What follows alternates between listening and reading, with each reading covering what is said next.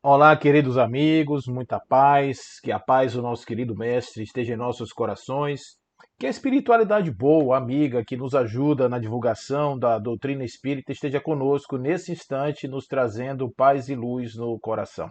Quero saudar todos os companheiros, amigos que estão conosco aqui nesse instante, para essas reflexões que faremos nos próximos minutos acerca da atualidade do pensamento espírita.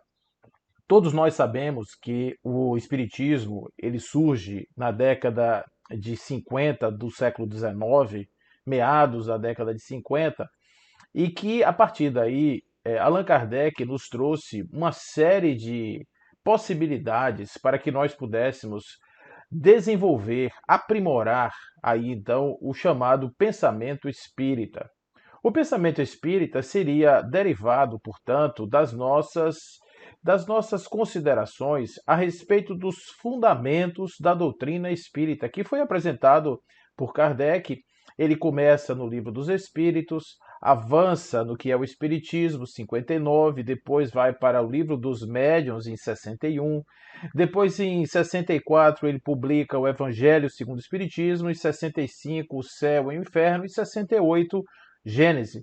Então, nesses 5 livros, tirando aí o que é o Espiritismo, que não está contando nos 5 livros, né? Livro dos Espíritos, Livro dos Médiuns, Evangelho segundo o Espiritismo, Céu e Inferno e a Gênese, nós temos então os fundamentos do pensamento espírita. É a partir daí que nós podemos fazer algumas digressões a respeito desta construção, desse construto científico, filosófico, religioso. Mas é importante a gente fazer algumas considerações, né? Fazermos algumas considerações agora no início da nossa conversa, para que nós possamos então evoluir o pensamento em função dessas considerações que são pertinentes. Em primeiro lugar, nós podemos dizer que, sim, toda vez que formos fazer um pensamento a respeito do Espiritismo, precisamos evocar os seus fundamentos, né? Então, isso é importante. Ou seja, o pensamento espírita pode evoluir? Pode, claro, deve. Afinal de contas, como ciência, a ciência evolui, a filosofia também se modifica um pouco, aprimora a sua visão. O espiritismo não seria diferente. Mas toda a evolução do pensamento espírita deve basear-se em um conjunto, né, de possibilidades, e 5 são os elementos que nós não podemos nos afastar jamais: Deus, reencarnação, imortalidade da alma, comunicabilidade entre vivos e mortos e também a pluralidade dos mundos habitados. Tem um sexto elemento também, que é da doutrina, que é o caráter progressivo, constante dos espíritos. E nesses 6 fundamentos, né, 5 mais um, nós temos então que fazer todo o nosso construto a respeito do pensamento espírita. Se nós quisermos adicionar outros, se quisermos retirar algum, o livre pensar humano é cheio de possibilidades. Mas nós teremos que fazer um outro trabalho além desse. Nós teremos que modificar o nome desse conjunto. Então, Espiritismo é o conjunto dos fundamentos que foram trazidos por Allan Kardec, ou melhor, através de Allan Kardec, pelos espíritos na década de 50 do século XIX. A partir daí, nós temos um conjunto, né, uma peça, que vai sendo aprimorada. Vou dar um exemplo de aprimoramento: são as colônias espirituais. Quando Allan Kardec explica a respeito dos chamados mundos transitórios, esses mundos de passagem, esses mundos da erraticidade, que seriam equivalentes às colônias, nós podemos dizer que ele não tocou no ponto das colônias espirituais. Fala alguma coisa, bem assim, en passant, a respeito do tema. Quem vai aprofundar mesmo esse tema dentro do arcabouço da doutrina é Francisco Xavier, através do espírito André Luiz, quando ele vai trazer a vida no mundo espiritual e ele explica como é que funcionam as colônias, como é que se dão as relações entre esses seres no plano espiritual. Portanto, nós podemos dizer que foi a partir de Chico, a partir de André Luiz, que nós podemos conhecer de fato esses mundos transitórios contados de uma outra forma, em escalas evolutivas, considerando possibilidades humanas nesse viver no plano espiritual. Até André Luiz, nós tínhamos uma visão dos bivacs, que seriam uma espécie de acampamentos. Imagine que nós tenhamos aí a possibilidade de pensar em espíritos vivendo em planetas, né? Planetas onde essa vivência nos planetas seria uma, a própria crosta do planeta, do jeito que a gente conhece, mas as visões seriam diferentes, porque nós estaríamos agora olhando o espaço, os planetas, as constelações. Essas seriam as nossas cachoeiras, essas seriam as nossas flores, essas seriam as belezas naturais que seriam contempladas pelos olhos dos espíritos. Então, os bivacs seriam isso, espécies de acampamentos amplos, em onde o espírito ficaria ali passeando e tal, até voltar ao seu momento da encarnação. André Luiz vai nos trazer prédios, ministérios, roupa, comida, dormir, vai nos trazer proteção, vai nos trazer aquela ideia dos dispositivos usados para combater energias que não são harmônicas com o campo daquela colônia. A gente vai perceber isso aí, né? Mas muita gente até hoje torce o pescoço, a cabeça, torce literalmente os olhos, né? Quando ouve esses relatos, porque acha que já foi demais, ou seja, já passou do tom. Esses mesmos relatos validados aí por André Luiz e toda uma gama de espíritos que já contaram que, de fato, no mundo espiritual existe uma espécie de projeção do mundo real, mas os próprios espíritos já haviam dito que nós aqui na Terra somos um espelho, em termos sociais, daquilo que acontece no mundo espiritual. Estou dando apenas um exemplo, mas muitos outros que estão aí na modinha, né, no chamado tempo da moda, e que esses são perigosíssimos, porque se nós não tivermos a capacidade de pensar realmente dentro dos fundamentos da doutrina, daqui a pouco nós teremos o espiritismo tipo A, o espiritismo tipo B, como já temos o espiritismo do lado de lá, o espiritismo do lado de cá. E isso tudo são devaneios. Devaneios. Eu não tenho nenhum receio em afirmar isso, com todo respeito à opinião dos nossos irmãos, mas isso não está encontrando fundamento nas bases do Espiritismo. Então, como nós trabalhamos rigorosamente dentro dessas bases, eu não posso afirmar que existe a possibilidade da desconstrução dos fundamentos, né? Uma coisa importante que a gente também não pode esquecer: Allan Kardec, quando estabelece o Espiritismo, ele vai fazer isso baseado em um critério científico. Porque na época que ele fez esse trabalho, não havia os equipamentos novos, e mesmo os novos hoje não conseguem prescrutar a ideia do espírito e fazer análises mais profundas a respeito da ciência do espírito.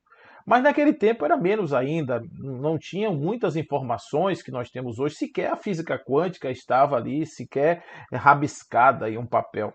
Estavam pequenos inícios de pensamento que iriam se desenvolver depois na grande ciência do século XX, XXI, que nós hoje podemos usufruir dos equipamentos, dos robôs, da inteligência artificial, mas isso não havia lá atrás.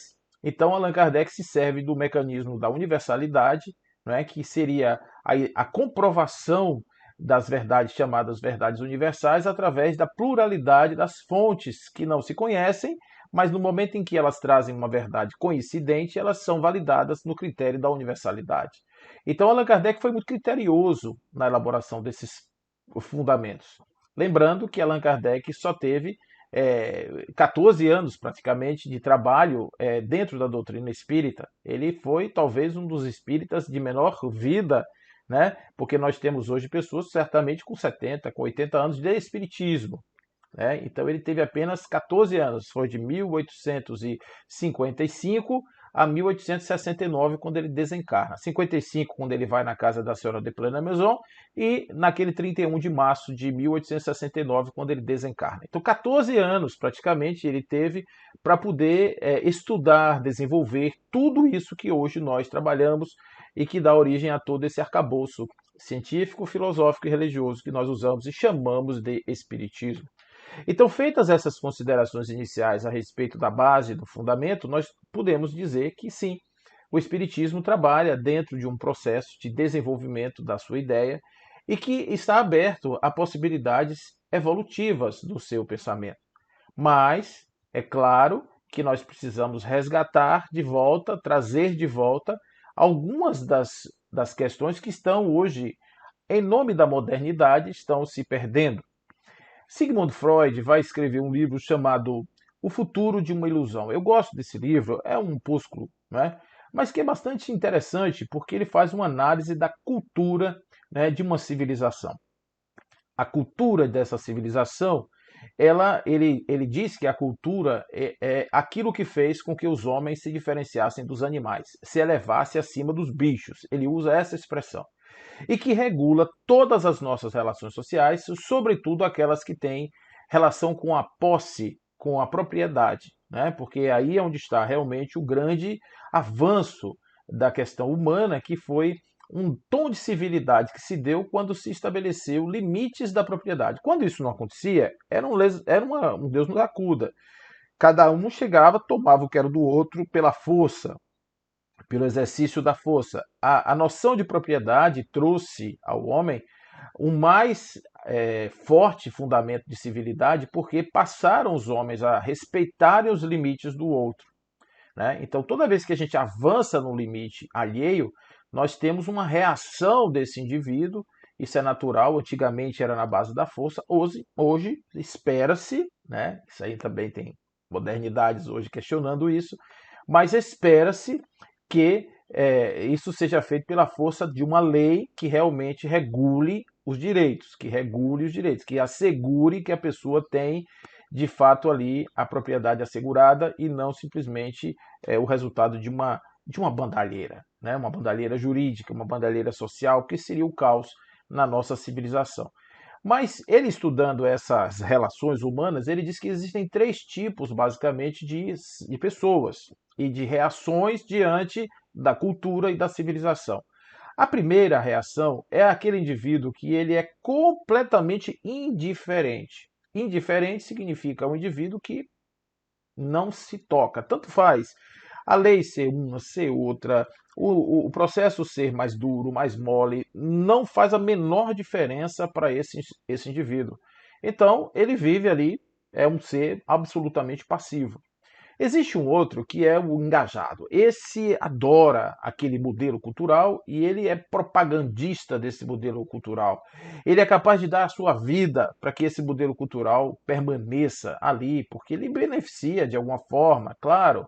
Toda vez que alguém está muito assim envolvido com um determinado tipo de modelo social, é porque aquilo lhe é favorável, porque ninguém vai apoiar o que ele é contra. Isso aí é fato. Então, quando a pessoa de repente é aquele propagandista entusiasmado que está ali envolvido até o final, ele faz com que o sistema, que a cultura, permaneça. Depois existe um terceiro grupo, que é o grupo dos que não concordam com a cultura decididamente, e eles são opositores. Eles vão ser aqueles subversivos, eles vão ser aqueles anarquistas, eles vão ser aqueles que vão tentar destruir de todo jeito a estrutura cultural. Então, observe que toda vez que a humanidade estabelece um padrão cultural, três possibilidades humanas estão presentes naquela relação com aquele modelo cultural. A gente tem desde o que aceita tudo, desde o que rejeita absolutamente tudo, ao que propagandeia aquilo que está ali sendo posto e colocado. São questões humanas que estão ali postas, portanto, analisadas por Sigmund Freud. Então, pensando desse jeito, a gente vai ver que a civilização é feita por modelos de relacionamento e de direito. Esses modelos de relacionamento e de direito são criações humanas dentro dos nossos graus evolutivos, ou seja, nós estamos vivendo estas realidades culturais, por quê? Porque elas foram aquelas que os nossos antepassados recentes, acharam que seria melhor para o nosso grau de melhor aceitação, né, de melhor, digamos assim, conforto para aquele grande conjunto de pessoas. E é claro que no meio desse povo todo existem aqueles que não concordam. Por quê? Porque são, conforme Freud já disse, participantes de um dos grupos esperados em todo o movimento cultural. Aqueles da resistência, aqueles da adesão e aqueles da total apatia diante de toda a movimentação. Então, é natural esperar que os nossos antepassados, os nossos responsáveis pela cultura, estabeleçam padrões éticos, morais, esses padrões que são tão transportados pelo tempo e que são modificados em função da evolução da sociedade. Um dos exemplos mais importantes em relação a isso é a questão da escravidão, né? A gente tem ela recente. A escravidão é coisa recente, não é coisa antiga, não. Né? Se a gente pegar 100 anos para trás, que é um tempo relativamente curto, né? Se você considerar que da década de 70, tão propalada e tão vivida por uma grande maioria de nós, já tem 50 anos, 100 é pouquíssimo tempo em termos de evolução, em termos de sociedade.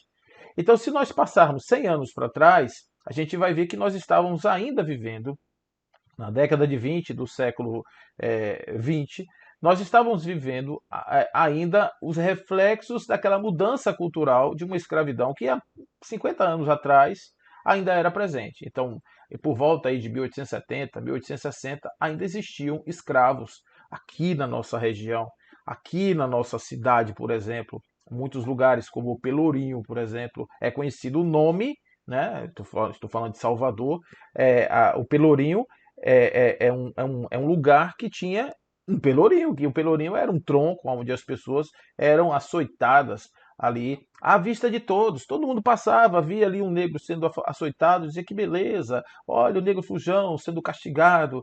As casas, né, as fazendas mineiras conhecidas pelas suas grandes casas, lindas casas do tempo do Império, e que possuíam as suas masmorras, né, os seus lugares onde os escravos eram castigados. Culturalmente isso era aceito. Então a gente entende que a cultura é capaz de aceitar as mais abjetas criações da mente humana, desde que na questão cultural aquele povo aceite, desde que uma maioria, pelo menos uma maioria positiva, aceite.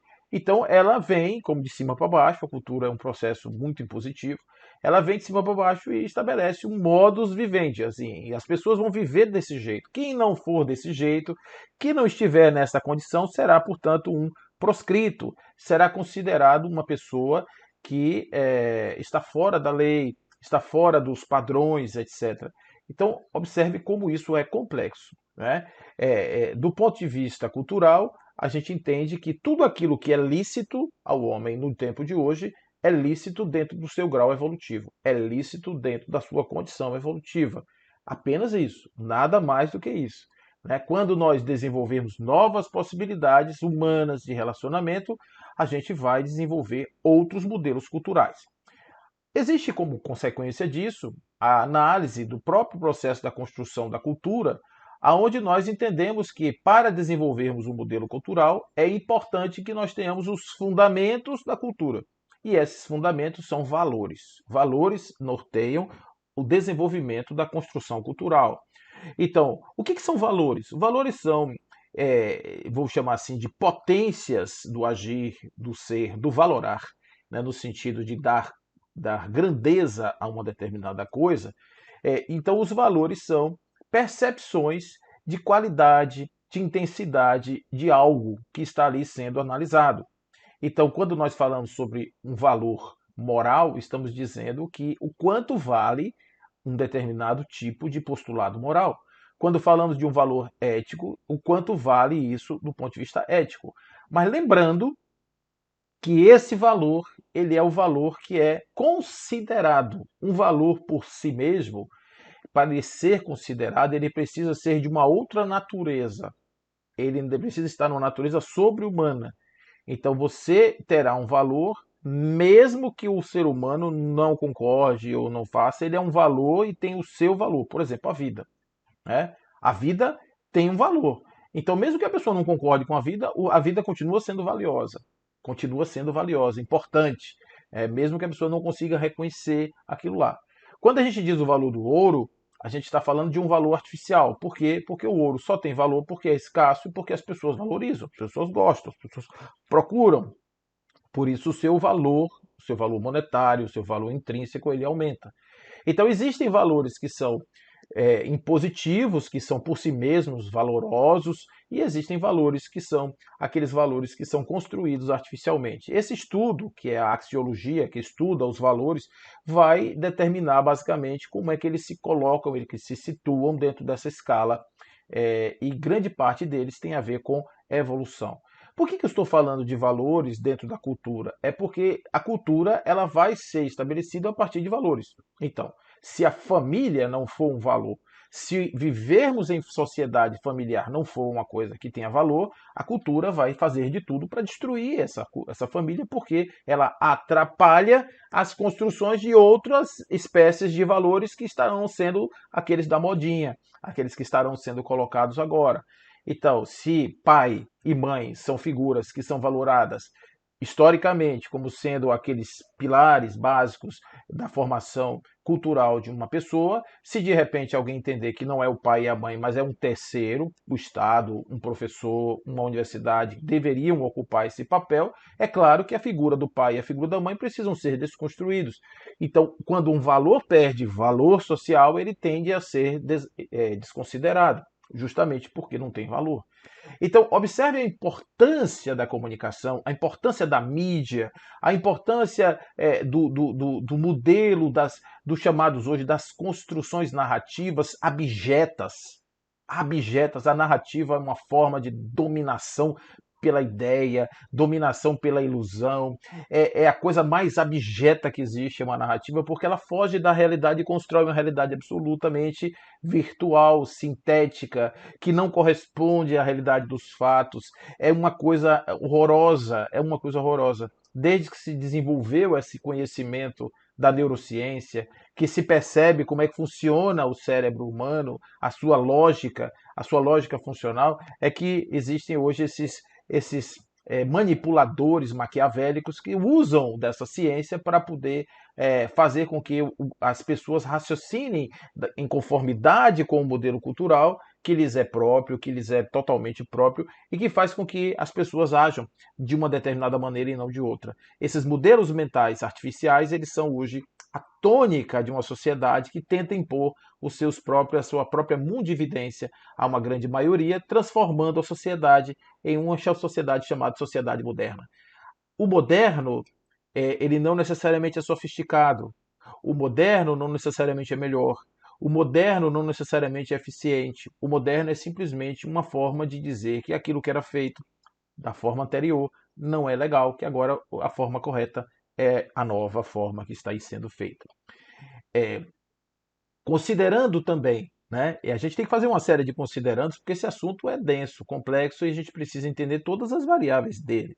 Eu estou aqui apenas enumerando algumas que estão me ocorrendo aqui nesse instante e eu estou trazendo para vocês. Então, vamos considerar agora a cultura, de um modo geral, a nossa vivência em sociedade, como sendo um sistema. E aí eu estou trazendo aqui mais um novo conceito para vocês, que é o conceito de sistema. O conceito de sistema, que é muito conhecido na área computacional, ele se estende para além dos computadores e ele vai, por exemplo, a todas as situações da vida. Todas as situações da vida são agregados sistêmicos. A presença do sistema está em todos esses lugares. Por quê? Um sistema é um conjunto de partes autorrealizadas que, de certa forma, naquele momento específico, passam a funcionar em conjunto com um objetivo comum. Então, observe que, quanto a vez que eu pego as peças, todas as vezes que eu pego uma peça ou peças e junto essas peças para que elas montem um equipamento, um mecanismo, que vai ter um objetivo comum, eu estou estabelecendo ali um sistema. Então, vamos pensar no fígado. O fígado tem uma série de células hepáticas que são entidades funcionais, mas que naquele contexto elas resolvem funcionar juntas de maneira harmônica, trocando as suas informações, passando elementos de uma para outra, funcionando de maneira tal que aquele organismo funcione como um fígado e ofereça ao corpo, que é um outro sistema, né, as funcionalidades do fígado, não isoladamente de cada célula, mas do fígado. Então, um sistema é isso. Um sistema é quando partes se juntam para produzir um efeito coletivo, tá certo? Então, culturalmente, nós somos sistema, nós temos os sistemas culturais. E as pessoas, no caso, são as partes constituintes de um sistema cultural. Porque só existe a cultura porque existem pessoas que estão dando vida àquele modelo cultural. Um sistema, portanto, é uma estrutura que vai alimentar, ou vai se alimentar, melhor dizendo, dos contributos individuais das pessoas. Então, qual que é a característica desse sistema, ou de todos os sistemas? É que eles também têm fronteiras. O fígado, você sabe que é um fígado, porque quando você olha na imagem, você vai ver o desenho dele ali. Aqui é fígado, aqui já é o pâncreas, aqui já é o estômago, aqui já é o intestino. Você consegue identificar as entidades funcionais maiores, tá certo? E você vê fronteiras que estão acontecendo ali em volta daquela unidade. Isso é uma característica de um sistema. Ele possui fronteiras. E essas fronteiras são justamente os lugares mais importantes de um sistema, porque é onde existe a interatividade com outros sistemas dentro de um grande ecossistema. Então, um ecossistema é um conjunto harmônico de sistemas. Então, no caso do corpo, nós temos o sistema nervoso, o sistema digestivo, o sistema circulatório. Nós temos vários sistemas e esses sistemas estão todos produzindo um efeito coletivo, que é o ser, a vida do ser. Quando uma parte dessa deixa de funcionar, ela prejudica o funcionamento das demais e, consequentemente, nós temos a doença. A saúde de um sistema ou de um ecossistema é dado quando todos os elementos do sistema estão funcionando, estão contribuindo para o objetivo fim daquilo que se propõe. Então, é assim que a gente entende um sistema, assim a gente pode entender também uma sociedade, a gente pode entender a cultura, a gente pode entender tudo, pode entender um pensamento, pode entender o espiritismo. O espiritismo é uma entidade que é um sistema composto de valores, composto de instruções, de fundamentos, de pessoas. Olhe quantos subsistemas estão influenciando a construção do pensamento espírita, o desenvolvimento do pensamento espírita. Quantos sistemas estão aí trabalhando para produzir esse fim? Então, quando a gente pensa em sistema, a gente tem sistema espírita, a gente tem que considerar todas essas partes. Não podemos desconsiderar. Ah, o sistema é impositivo. Não, o sistema não pode ser impositivo, porque ele impositivo morre na prateleira. Para ele ser funcional e produzir os seus efeitos, é preciso que todas as partes constituintes estejam em harmonia dos objetivos fins a que esse sistema se propõe. Porque se nós não tivermos isso, nós vamos ter uma doença, nós vamos ter uma decrepitude, uma decrepitude precoce, inclusive até do nosso pensamento. E eu estou agora começando a recortar mais aqui o pensamento espírita. Ou seja, quais são os cuidados que nós devemos ter em relação ao pensamento espírita? Primeiro, entender o sistema, entender as partes constituintes do sistema, entender o contributo de cada uma das partes e entender que no caso do espiritismo, como uma matriz cultural, as pessoas elas não só vão dar contribuições exteriores, mas elas em si mesmas elas serão o objeto do sistema. Esse sistema espiritismo ele não vai ter resultados do espiritismo, mas o resultado do espiritismo será endógeno, ele será revertido para as partes constituintes. Porque na medida em que as partes constituintes estiverem imbuídas do seu compromisso individual, elas vão fortalecer o compromisso projetado do sistema maior, que é o espiritismo. Então, observe, o espiritismo não vai desenvolver com antagonismos internos. Bom, isso a gente sabe, todo organismo que está em antagonismo, ele está em doença, ele está em competição. E um sistema em competição, ele gasta energia com disputas internas, com acirradas questões ideológicas, e isso faz com que ele perca força nos seus objetivos finalísticos. Então, ou quais são, melhor dizendo, os fundamentos da doutrina? A gente viu aqueles 6 fundamentos com relação à sua estrutura, mas nós podemos pensar também que o Espiritismo tem outras questões. Por exemplo, qual que é a revelação maior do Espiritismo? Maior de todas, né? Nós podemos dizer que é a capacidade do ser humano em ser perfeito, em trabalhar-se para desenvolver as suas potencialidades, trabalhar para desenvolver as suas faculdades espirituais no mais alto grau. A finalidade do objetivo do espiritismo não é se transformar numa seita rica, não é se transformar num grande poderio governamental, não é interferir nas potências mundiais, não é dar pitaco sobre questões sociais, não é isso. O espiritismo ele tem uma finalidade, que é promover no homem a capacidade de o homem desenvolver-se a si mesmo. Esse é o fundamento principal do espiritismo. Quando o espiritismo, como ideia, ele se enfraquece como objetivo maior, ele perde a sua capacidade de inspirar as pessoas a fazerem seu movimento endógeno em relação à sua perfeição. Quando ele se desconstrói na sua periferia, ele desconstrói na sua base, as pessoas ficam perdidas, como se fossem formigas. Eu vou para onde? Eu vou para ali? Eu vou para ali? Eu vou para... Não tem orientação. A fonte diretora do pensamento espírita deve direcionar as pessoas para um objetivo comum. E esse objetivo comum é o desenvolvimento pessoal, individual de cada um. Considere a seguinte hipótese: uma sociedade desajustada é uma sociedade construída por homens desajustados. Essa tese não é minha, essa tese é de Leon Denis. Pode pegar o problema do ser, do destino, da dor na sua introdução, que você vai ver ele dizer exatamente isso. Existe um outro livro também, pessimamente lido, extremamente bem escrito, mas pessimamente lido por nós outros, que é o Socialismo e o Espiritismo, onde Leon Denis explica isso muito bem. É que os olhos, às vezes, a gente não consegue ver, só vê o que nos interessa. Então, ele vai dizer o seguinte, ó, toda sociedade não se constrói de cima para baixo. A sociedade perfeita vai se constituir de baixo para cima. Você constrói um ser humano decente e a sociedade resultante será uma sociedade decente, pelas razões que eu já falei.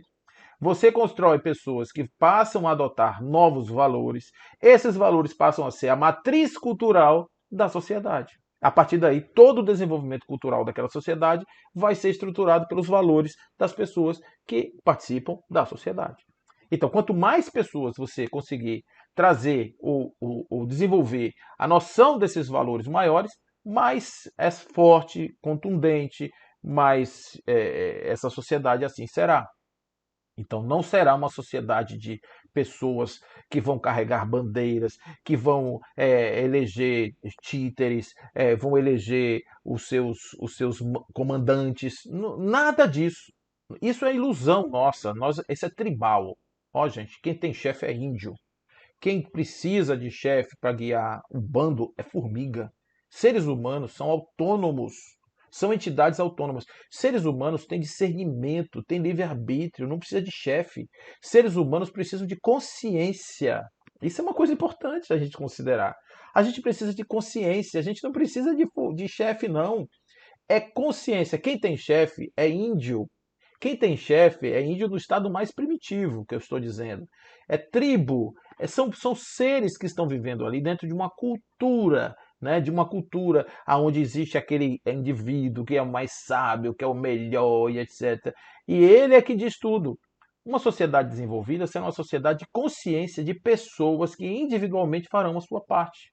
Olha o que Paulo vai descobrir quando ele aprofunda seu conhecimento no Espiritismo. Ele diz assim: tudo me é lícito, mas nem tudo me convém. Olha que coisa interessante. A cultura permite eu fazer, mas eu não quero. Não tenho vontade de fazer. Por quê? Porque o valor de Paulo é maior do que o valor cultural. Né? Principalmente ele chega ali em Corinto, o valor cultural era a perversa. Era, era os indivíduos eram totalmente devassos, era a devassidão que estava ali imperando em Corinto. Mas para ele chegou uma hora que aquilo não estava mais validado, ele não queria aquilo. Olha, isso aqui é o que a sociedade faz, permite, a cultura aceita, mas eu não quero, eu, Paulo, não aceito. É? Então, uma sociedade vai se construir de homens, e o Espiritismo tem a finalidade de desenvolver uma sociedade a partir da transformação dos homens. É importante dizer isso. É importante dizer isso 1000 vezes. Quando a gente quer mudar o espiritismo, a gente quer mudar o espiritismo para adequar o espiritismo aos pensamentos convencionais, aos ismos convencionais. Né? Os ismos convencionais. Então, o espiritismo tem finalidade de transformação do homem, e o homem transformado transforma a sociedade. Esse é um princípio filosófico básico que não é minha ideia. Graças a Deus que teve outras pessoas que tiveram ideias muito boas no passado, e é em cima dos ombros dessas pessoas que a gente pode hoje olhar mais distante, enxergar mais longe, portanto, vermos uma realidade ampliada. Então, olhando o sistema cultural espírita com sua finalidade de transformar os homens, nós podemos dizer que ele é um sistema que tem uma característica. Todo sistema tem, por conta das suas fronteiras, eles podem ser rígidos, eles podem ser difusos ou eles podem ser permeáveis. Essas três características de uma fronteira sistêmica, ela é entendida assim: Um sistema de fronteiras rígidas é um sistema que ele é fechado, ele não interage.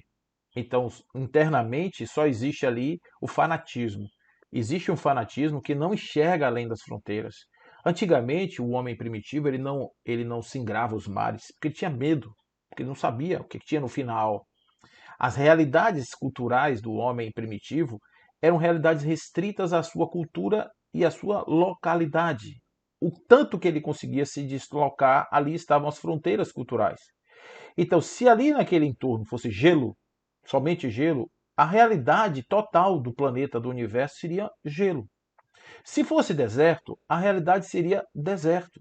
Se fosse mar, a realidade seria mar. Então, o homem primitivo ele não enxerga o todo, ele só enxerga aquilo que sua capacidade de percepção enxerga. Então, isso é uma visão restrita, típica de fronteiras rígidas. Todo sistema de fronteira rígida, ele caminha para o fim. Ele caminha para o fim. Todo sistema de fronteira rígida é fraco nos seus fundamentos e precisa de força para impor as suas fronteiras. Então você observa que todo sistema cultural fechado, ele tem na sua liderança pessoas que são pessoas perversas, às vezes e quase sempre psicopatas, que usam da violência, que usam da maldade, que usam do cerceamento da liberdade, para que você não passe daquelas fronteiras, que você não ultrapasse essas fronteiras, porque se você ultrapassar, vai cair na caverna de Platão. É o sujeito que é obrigado a sair daquela mundivivência e daquela mundividência restrita, congelada e ao mesmo tempo impositiva, e ele vai então ter um vislumbre de uma luz outra, e ele vai voltar extasiado, e imagine que outro e outro e outro, as fronteiras vão ruir, porque o sistema rígido ele tem que se proteger pela força, ele tem que ter fronteiras fortalecidas, bem guardadas, para evitar que elas sejam destruídas. Os sistemas permeáveis, ou melhor dizendo, vou falar dos sistemas difusos. Os sistemas difusos, eles são sistemas que eles não são propriamente sistemas, eles são vislumbres temporários, pontuais de uma ideia, né? Porque eles não têm fronteira, as fronteiras são muito imperceptíveis, você não sabe onde é que aquelas fronteiras estão, né? Então, com isso, você descaracteriza o sistema fica muito pobre, porque ele não consegue ter uma identidade de pensamento, ele não consegue ter uma identidade de razão, ele simplesmente ele se desvanece nisso aí, ele perde a sua capacidade. E existe aquele que é o sistema permeável. O sistema permeável é um sistema maduro, porque ele tem fronteiras, ele tem identidade cultural, ele tem sua identidade presente, mas as suas fronteiras são permeáveis porque ele tanto permite que os indivíduos de dentro vão para fora, como permite que os de fora cheguem para dentro, né? Então ele tem esse intercâmbio e com isso ele consegue crescer organicamente, sustentadamente, de maneira madura, de uma forma que ele vai sendo o cerne de um desenvolvimento de algo que vai aproveitando o bom de fora e ao mesmo tempo vai oferecendo o bom de dentro. É o sistema mais perfeito que tem. Infelizmente, nossa cultura e nosso estágio evolutivo atual, nós temos poucos sistemas permeáveis, pouquíssimos. Podemos identificar muito poucos em nossa sociedade ainda, porque nós não somos capazes de receber o diverso, entender o diverso, assimilar o diverso e a partir daí a gente transformar o verso, transformar a nossa realidade a partir das opiniões, das possibilidades, etc. Então, com isso, por exemplo, o materialismo se constituiu como um sistema de fronteiras rígidas. Então, existem a ciência, existem aqueles que não acreditam, por exemplo, em outras possibilidades espirituais, eles são os grandes patrulheiros das fronteiras rígidas do materialismo. Mas o materialismo está ruindo, porque a própria realidade fática está desconstruindo os fundamentos do materialismo, abrindo espaço para um espiritualismo. Qual é o primeiro movimento? É o espiritualismo materializado, aonde você começa a entender que o espiritualismo serve para resolver problemas materiais, resolver questões humanas, resolver as questiúnculas do dia a dia, do dinheiro, do trabalho, do emprego, da sociedade, da fome, etc. Você acha que aquilo ali é culpa de uma outra pessoa, né? Normalmente isso é típico das guerras culturais, dos conflitos culturais, você estabelecer inimigos. Heróis e bandidos estão sempre apresentando em versões diferentes, em visões diferentes, trocando de papel em função do observador. Mas isso é a característica dos sistemas. Então, o nosso sistema espírita deveria ser um sistema de fronteiras permeáveis, mas ao mesmo tempo um sistema rígido nas suas identidades, na sua identidade cultural. Porque ele tem que ter seu fundamento de identidade, senão ele se torna difuso. Né? Então ele não vai ser impositivo, ele não vai ser fechado, mas ao mesmo tempo ele não pode ser difuso, porque se ele for difuso e aceitar qualquer coisa, ele não é nada. Ele não vai ter nenhuma possibilidade de ser alguma coisa. Então, por isso, o pensamento diretor espírita precisa ser considerado toda vez que a gente pensa numa outra situação um pouco mais para frente. Uma das coisas mais modernas que existe hoje, eu estou falando de modernismos, como no sentido mais periférico dessa palavra, no sentido mais fraco dessa palavra, porque não é modernidade, é apenas inovação, invencionice, né? Tentativa de disrupção, é, é essa questão da diversidade. Olha, gente, isso é uma coisa muito delicada, mas ao mesmo tempo a gente não pode abandonar isso de jeito nenhum. Porque o pensamento espírita, ele parte do pressuposto de que nós somos espíritos encarnados.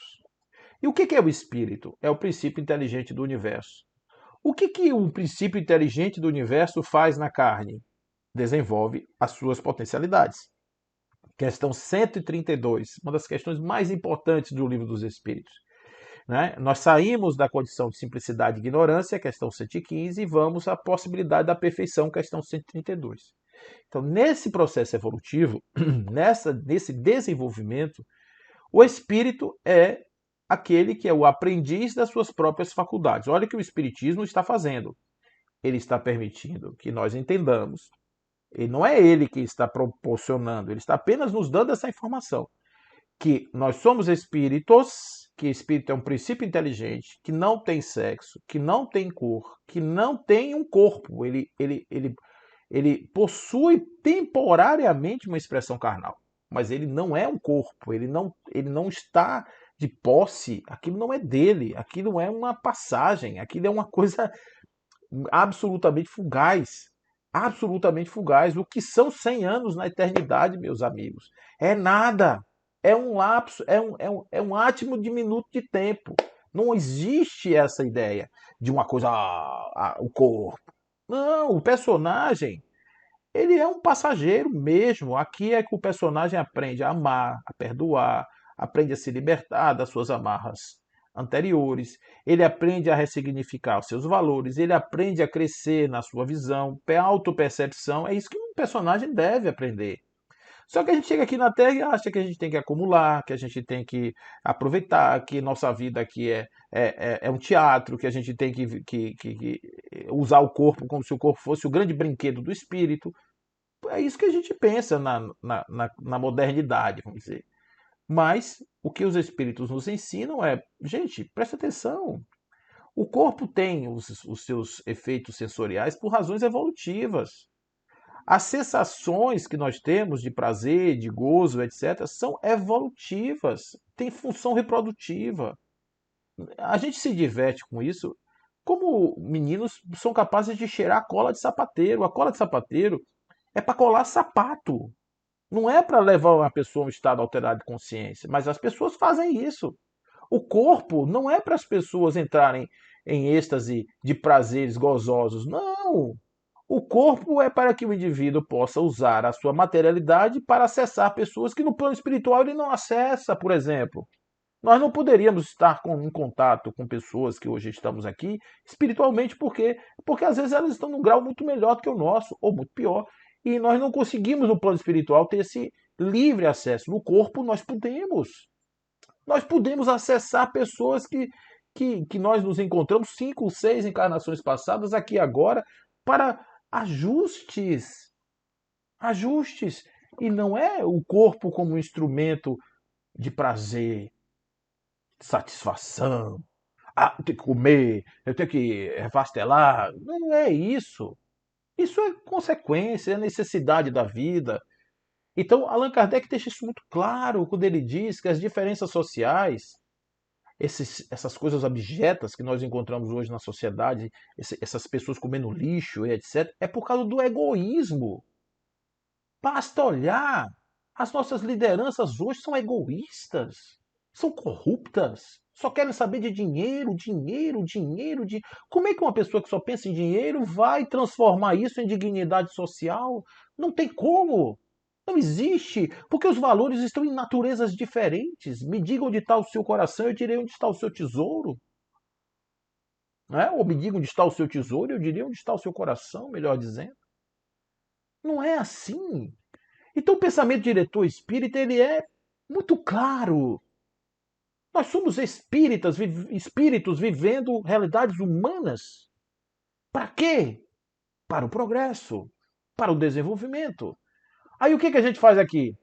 A gente cria cada dia mais segmentações. Meus amigos, o que é isso? Nós espíritas não podemos cair nessa de separar pessoas pelos corpos. Isso é um absurdo doutrinário. Por quê? As expressões, elas são temporárias, fazem parte da evolução, do tempo, da experiência de cada um. Nós precisamos nos olhar como iguais. Iguais. Eu não sou diferente de você porque eu sou da cor tal e você é da cor tal. Nunca isso vai acontecer. Do ponto de vista do pensamento espírita, nós somos exatamente a mesma coisa, ou seja, somos espíritos. Aí a dignidade, não, isso aí é outra coisa. Isso a gente não construiu essa sociedade que dê dignidade às pessoas. Por quê?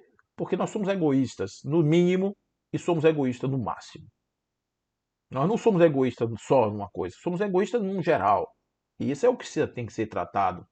Isso não se trata por lei, isso não se trata por decreto, isso não se trata por políticas. Isso se trata por educação do ser.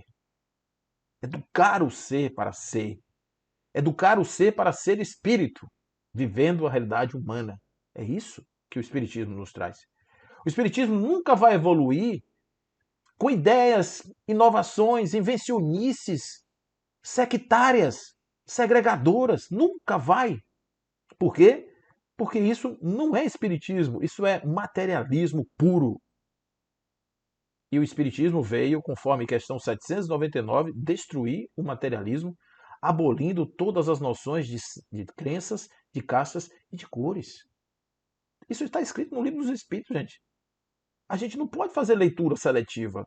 Ou é ou não é.